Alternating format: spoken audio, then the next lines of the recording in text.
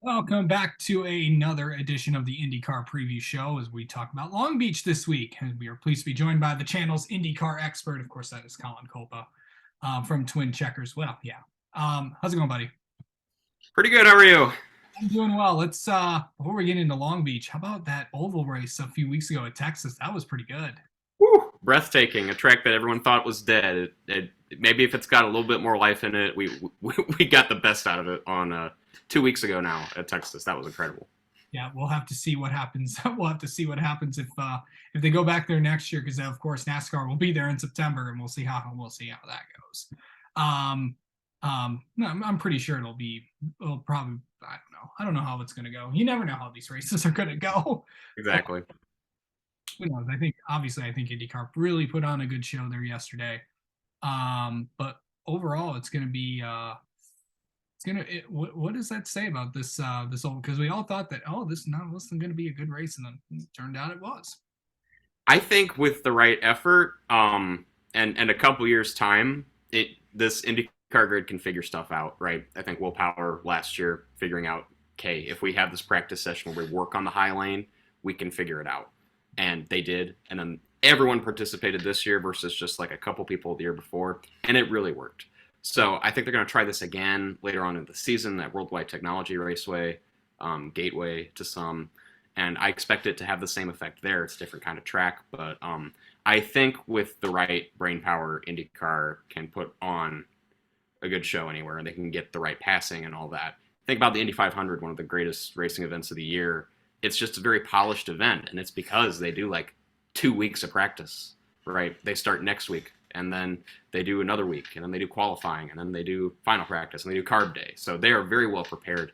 Probably one of the most prepared series in the world when the time of race day comes around. So hopefully they don't touch Texas, which is not something I thought I'd ever say. But I think IndyCar also realizes it's not entirely in their hands what happens, and they're just going to have to deal with whatever is left. Well, like I said, the NASCAR series will be there in September with the Xfinity and Cup series during the playoffs. So we'll just have to see how that goes with how those races went. So kind of just talk about, like, you said it was going to be a Joseph Newgarden type race, and sure enough, it was. Yeah, he just, he's got ovals down. I think I mentioned around that time that for whatever reason Indianapolis eludes him, which is kind of baffling considering how good Joseph is pretty much everywhere else.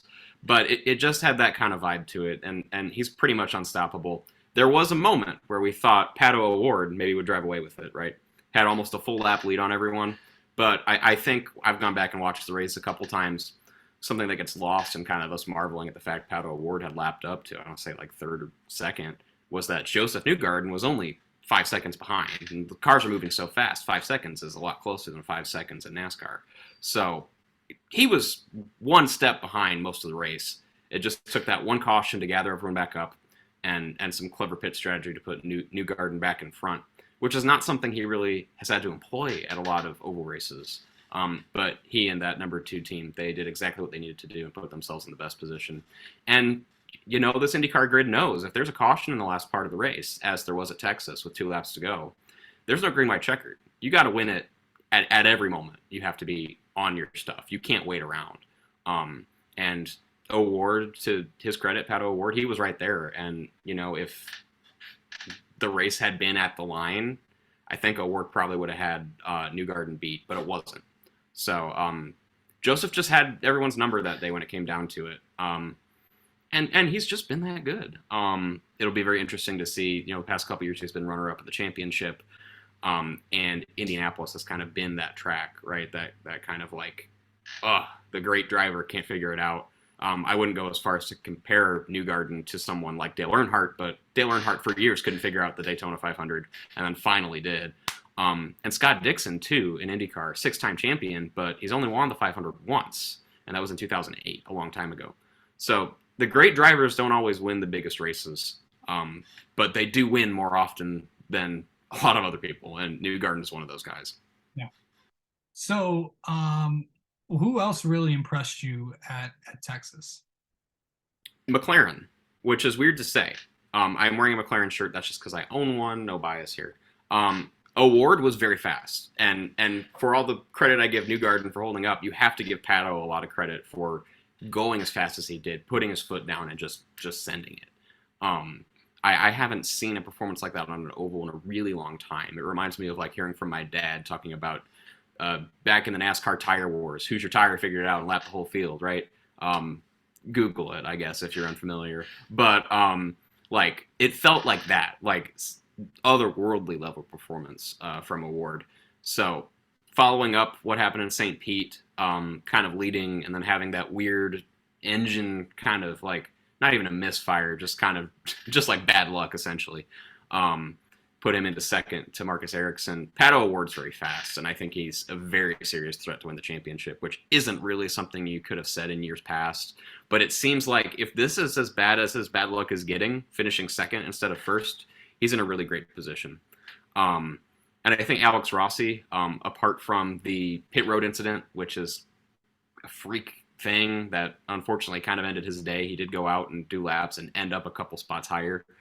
Hopefully that will prove beneficial later on in the championship that he was able to get some more points.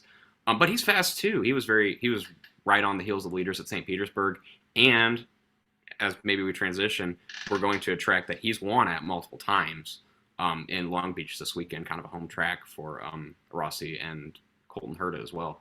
And then Andretti backing up their St. Petersburg performance with measurable differences in speed at Texas. Colton Herta led some laps at the end. Grosjean, unfortunately, was the reason the race ended earlier, but if he had held it together and not had that incident, he would have had a top five. So Devlin DeFrancesco keeps getting better, and Kyle Kirkwood obviously still settling into Andretti, coming over from Foyt, still very fast and again caught up in that incident with Rossi. But Andretti has speed that they haven't had recently. That's kind of been surprising. And I guess the one negative is like Rahal Letterman Lanigan does not have it figured out right now. It's very tough to see. And it's a long season, and obviously we're entering a month of May where there's a lot of practice and a lot of testing. So there is a lot of time to turn it around because you're going to be spending a lot of time with your car here over the next month. So over the month of May, maybe they've got it figured out for super speedways like Indianapolis. They go into the Detroit Grand Prix with a different kind of rejuvenated sense, hopefully, maybe. But they really need to dig into their bag and find something because it's kind of tough right now. Yeah, for sure. And of course, they just spent it. They were just testing at Texas the day after the IndyCar race there, and of course, Catherine Legg was also a part of that as well. She makes her grand return to the Indianapolis 500 for the first time since 2012, when she ran the Lotus engine, which we won't talk about. So, good times. So let's talk about this weekend at Long Beach. We're back on a street course, second street course of the year for the IndyCar series. What a great course this is, and what a race we saw last year in this, and I think we're gonna see one even better this year. Absolutely. For jumping into the preview, I think Newgarden is the storyline. Last year he won Texas, kind of as like a buzzer beater shot, felt like. And then he won at Long Beach for the first time in his career. And that was a race where it kind of seemed like it was Colton Herta's to lose. And then Herta has an incident at the midway point and kind of gives up the win to Newgarden. So I think that's the lead storyline is like, can Newgarden do back-to-back again, either A, at Long Beach, or B, Texas and Long Beach back-to-back to set yourself up in a really good position as we get into this stretch of a lot of IndyCar racing coming up. Yeah. A lot of teams, we go back to the storylines from St. Pete. Can Juncos get back to have strong runs again like they did at St. Pete? Yeah, there was a lot of carnage, but they ran pretty good. Could we see more out of David Malukas? I think possibly we could. And the teams that need solid days, does Meyer Shank have a better day this week? Obviously, they picked up a lot of had a solid day at Texas. With Elio getting the top 10, I know Simon, both cars finished, and obviously that wasn't the goal. That wasn't what happened at St. Pete. And then are we going to see some? We saw Andretti have some solid runs, but can they finish it off? Is the question that I think a lot of people are wondering. Yeah, that's their weakest point right now at Andretti. They've got all the speed and they can't finish races, which you cannot finish first if you first do not finish. Sure. Um, yeah, and of course, remember, I believe Graham got a top 10 at St. Pete, if I'm not mistaken. Yeah, he So, did. That was one of the bright spots for Ray Hall last year. so we'll have to see if that transitions over, and we'll see if if Jack Harvey and Christian Lundgaard have some solid runs as well. So that should be some big things to watch. Also, Marcus Armstrong is back this week, so he'll be in the 11 car for Ganassi. So Yeah, yeah. and he had a great St. Petersburg weekend. So Long Beach is probably a track that maybe he's done it in iRacing or something. He probably has more experience with it. Just coming into this series brand new, so it'll be exciting to see what he does and good equipment. Yeah, lots of different series will be in Long Beach this week. Of course, IMSA will be there this week. Of course, I'm excited for that race. Mm-hmm. First kind of non-endurance race of the year. So you're going to see the driver pairings that you're going to be used to seeing all year in that series. So that should be fun to watch there. I believe Porsche Carrera Cup is there too, and that's always fun. It's always one car gets stuck in the garden in the fountain there. So that's there to happen. I believe the Stadium Super Trucks will be there as well. So that should be yes, yes. Those are fun. I have seen those in person. They are fun to watch. So, all right, but let's make picks. Who do you think wins Long Beach? I have Colton Herta. He was so fast last year, and he's just got to pull it off at some point. He's got to finish a race, and I think kind of a home track in Long Beach, being from California, this seems like the perfect way to get back on track and seriously contend for an IndyCar championship. And if that's his goal, great. If his goal is to get super license points to get to Formula One, an easy way to do that is finish better in the championship. So Long Beach is key for her to having a really good season. I have a podium. I think Newgarden is on it. I think Rossi is on it. That would be all of your last 4 race winners at Long Beach, because we skipped 2020. So 18 and 19 were Rossi, and 21 was Herta, and 22 was Newgarden. I think they're all on the podium again. But that's, they just have proven that they can do it. And Long Beach, as a street circuit, is already tough enough. It's got history. It's got elevation change. It's tricky. The hairpin has taken plenty out. Pato lost any shot at pulling off an upset in 2021 to win the championship, getting punted in the hairpin early in the race. So it's a race of attrition, whether you are the attrition to yourself or you get caught up in someone else's mess, just because that's the nature of Long Beach. But I think it's Herta, Rossi, Newgarden, I don't know. Photo finish at the line for second. Let's call it that. But I think Herta's probably going to have the speed. He set the track record last year in qualifying. So they've got speed. And something to consider as well, as we're talking about Long Beach before we get to your picks. Pole sitter, that's not the place to be at Long Beach. Rossi doing it in 2018 and 19 have been 2 of the only 4 times it's happened in the last 15 years. So 11 years of the last 15, pole sitter has not won at Long Beach, and a couple times they finished outside the top 15 entirely. So anyone can win from anywhere. That sounds like an IndyCar cliche at this point, but at Long Beach in particular, starting up front is not a golden key to winning. Yeah.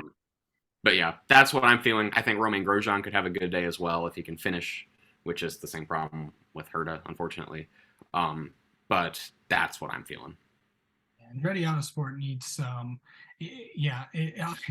think this is the race that they break out of. I think they're going to get some solid finishes, but I'm going to pick a former Andretti Autosport driver to win it. I'm actually going to go with Alexander Rossi.